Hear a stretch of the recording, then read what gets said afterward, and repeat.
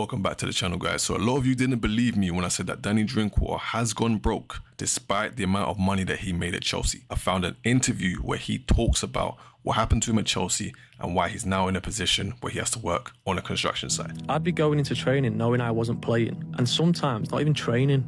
It was so strange. Like, I'd go to training and I'd be doing fitness on my own whilst the lads were training. And I've never been in that position in my life, and I was like, what is going on here?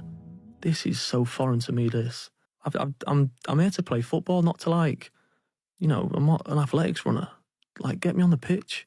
I was given an hour to, like, find an English club, and I was like, what are you fucking... How do you mean? So we had the meeting. He pulled me into his office. This is, like, said, like an hour before the window closes. We're talking, just having chat, and then he goes, let's talk serious kind of thing. I think you're going to get frustrated with your playing time this season. I'm like, what? Where's this? Like, you know, they just signed Jorginho kind of thing, which is fair.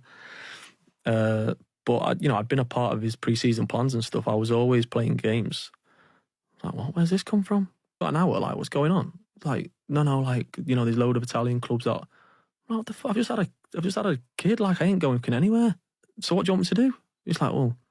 So I was like, what the fuck? So I just walked out. It was a difficult one, that, because I was in a position there where, you know, first of all, it was a surprise. And then secondly, it's going way against what I wanted. So then it's like, do I just go to Italy or go to Spain in the leagues? And then I'm like, nah, man, my priority is my kid. Like, you've got no chance. Like, this is all changed now. I'm sticking in.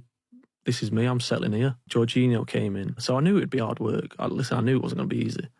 But I did not want to become a part of that loan market that Chelsea's got. It was just never in my plans when I joined. As you heard Danny just say himself, the coach had him training, doing fitness by himself, whilst the group of lads were out playing football. The 2018 transfer window. And essentially what's happened is the gaffers pulled him in, said, have a seat. They said, look, we're not going to give you game time. Best you find another club. And at that point, when they had that conversation, there was literally 1 hour left of the transfer window. At this point, he just had a child. They've just signed Jorginho, and they're telling him essentially, look, we know you've had a kid. By the end of the day, you're going to be out the door. I always say there is an agenda against English players because they only treat our players like this. You don't see it happening to other players. But Bellingham is the only one you see them glazing. The gaffer was essentially saying to him, look, there's Spain, there's Italy, trying to force him to go to either one of those leagues. Essentially, Danny said, you know what?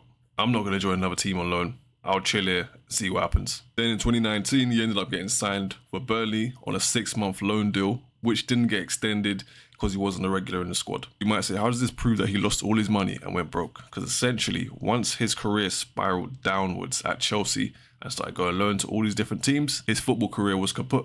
So if you imagine he's at Chelsea, earning a wedge, keeping up a certain type of lifestyle, but the teams that he's going on loan to is now pushing him further and further down. He obviously knows his contract's running down. He's got to make some other choices. I wouldn't say he's lost all his money, but he's definitely lost a lot of money, which is why he's now working on site, doing chippy work, plumbing work, sparky, whatever he's doing, but he's working on site. I'm looking at his interviews. He seems like a smart man, so I feel like he made some investments, but I also feel like he made some bad investments, which caused him to lose a lot of fucking money.